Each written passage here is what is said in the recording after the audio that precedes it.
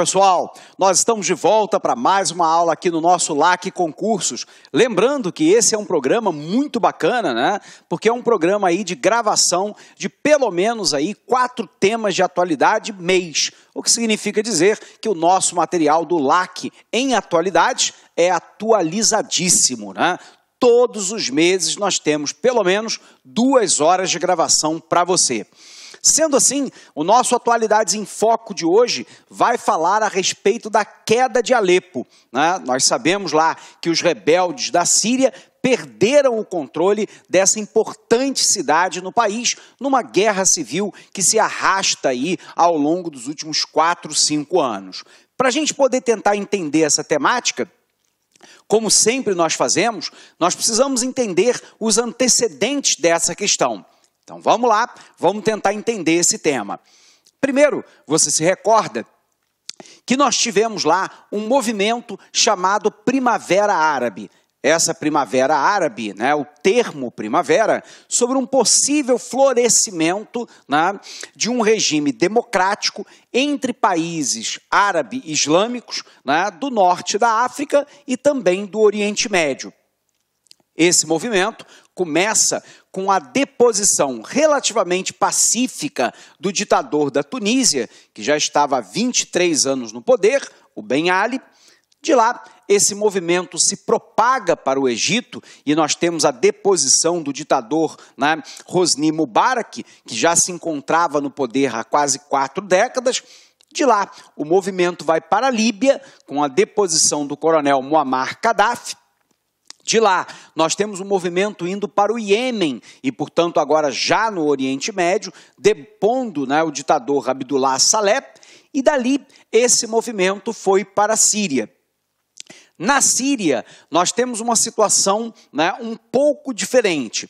Nós vamos observar que o regime sírio é comandado por Bashar al-Assad nos últimos 14 anos, num regime ditatorial. De fato, ele controla, né, o poder judiciário, o legislativo e, obviamente, né, o executivo. Nós sabemos, no entanto, que a família de Bashar al-Assad ela se encontra no poder ao longo das últimas 4 décadas. Né? O poder foi passado diretamente do pai dele para ele. Nós sabemos que o Bashar al-Assad é de uma minoria étnica dentro da Síria chamada de alauítas. Os alauítas, né, compõem aí mais ou menos 17% da população. A imensa maioria da população da Síria é uma população sunita. E lembrando que eu tenho ainda grupos minoritários, como os xiitas e os curdos. Vamos fazer um parênteses para poder tentar entender uma questão aqui. Os 2 principais grupos, né, do islamismo são os sunitas e os xiitas. A diferença básica entre eles é que os xiitas, que são, por exemplo, maioria no Irã, mas são minoria no mundo muçulmano, né? Os xiitas acreditam que os únicos líderes verdadeiros do Islã são aqueles que são descendentes diretos do profeta Maomé, do profeta Mohammed.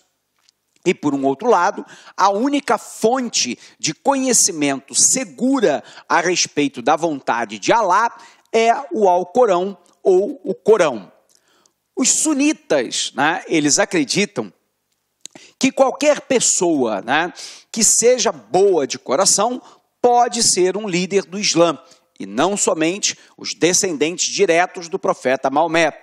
E, por um outro lado, eles acreditam que, de forma complementar, nós podemos interpretar a vontade de Alá a partir de uma espécie de autobiografia do profeta Maomé, chamada de Suna. Daí, por exemplo, ao derivativo sunitas. Então, os sunitas acreditam que a vontade de Alá também é manifesta na vida do profeta Maomé e que essa vida retratada, né, na Suna pode ser um complemento confiável para a interpretação da vontade de Alá. A gente sabe que, infelizmente, os grupos islâmicos também se opõem ferozmente entre si. Por um outro lado, nós sabemos, então, que a maioria da população da Síria é uma população sunita. e que vive um conflito em maior ou menor escala com outros grupos minoritários, como, por exemplo, os xiitas, os curdos e também os alauítas. Alauíta, lembrando que é a etnia, né, do presidente Bashar al-Assad. Por um outro lado, é importante a gente lembrar dos curdos. Os curdos são uma população apátrida, ou seja, que não tem um país que as represente. É o caso, por exemplo, também dos palestinos em Israel, que embora hoje, né, dominem lá parte da faixa de Gaza e do território da Cisjordânia, também são um povo apátrida, não tem um país que os represente. Os curdos estão fortemente concentrados no Iraque, tanto que nós falamos lá do chamado Kurdistão iraquiano.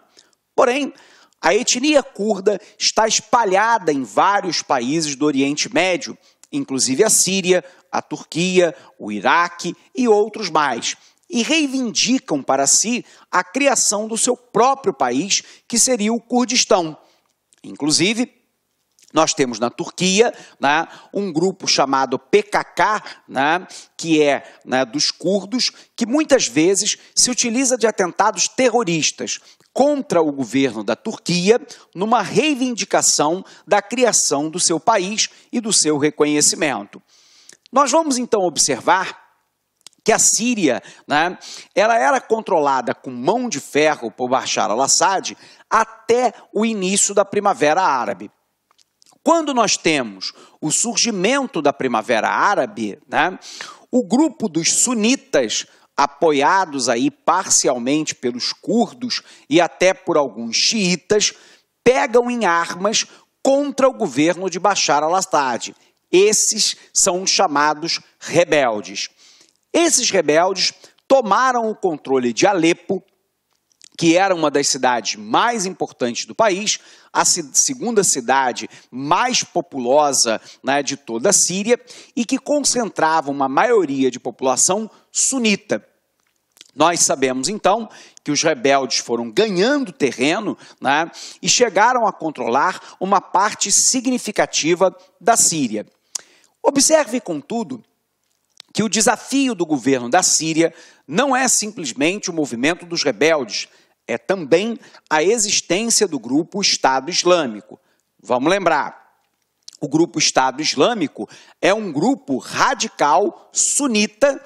Observe que os próprios sunitas se dividem entre si, entre os grupos que são mais radicais e os grupos que são mais moderados. Os rebeldes nós poderíamos chamar de grupo mais moderado, enquanto que, por exemplo, né, o Estado Islâmico seria um grupo radical. O Estado Islâmico, cujo nome completo é Estado Islâmico do Iraque no Levante, esse grupo passou a controlar largas porções do território do Iraque, sobretudo depois da desocupação americana. Lembrando que os Estados Unidos ocupam o Iraque a partir de 2003, alegando que o ditador iraquiano, Saddam Hussein, tinha armas de destruição de massa e patrocinava o terrorismo internacional. Com a saída dos Estados Unidos a partir de 2009 e 2010, isso criou um vácuo de poder dentro do Iraque que vai permitir que antigas células da rede terrorista Al-Qaeda se organizem agora na forma do Estado Islâmico. Esse Estado Islâmico tem uma visão radical do Alcorão. Radicalidade aqui significa fazer uma leitura literal, ou seja, sem levar em consideração a contextualização histórica na qual o Alcorão foi escrito. E mais, essa visão é tida por muitos líderes islâmicos e pelo Ocidente como uma visão amplamente deturpada daquilo que é o Islã. Essa interpretação deturpada também é uma interpretação totalitária, no sentido de que o Estado Islâmico não admite contestação. E com isso, o grupo Estado Islâmico vem massacrando os sunitas moderados, os curdos, os xiitas, os alauítas, os cristãos, todos aqueles que são contrários ao seu império do terror. Então, de um lado, você tem Bashar al-Assad enfrentando os rebeldes sunitas moderados e enfrentando o grupo Estado Islâmico. O grupo Estado Islâmico, por sua vez, também enfrenta os rebeldes. E nós temos lá os curdos lutando contra Bashar al-Assad e também contra o Estado Islâmico. Bacana? Vamos botar isso no quadro para você? Vem para cá, pessoal. Então, olha só, né? Nós estamos falando lá a respeito da retomada de Alepo.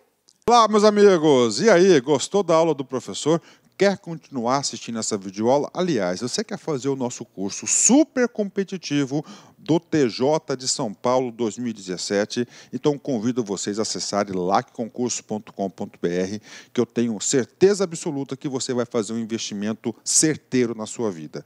Garanto para vocês, se vocês assistirem todas as nossas videoaulas, seguir a nossa sequência de aulas, fazer o nosso personal coach, que é o nosso projeto pedagógico, eu tenho certeza absoluta que lá no dia 2 de julho de 2017, no dia da prova do TJ, eu tenho certeza que você ficará altamente competitivo e vai lembrar do LAC durante as 5 horas de prova. Tá certo, meus amigos? Então, espero vocês. Pode se matricular sem medo de ser feliz. A nossa escola já está no ar há 8 anos e eu tenho certeza que nós vamos proporcionar uma grande preparação para o seu concurso, o concurso da sua vida. Forte abraço, fica com Deus. Tchau, tchau. Clique lá.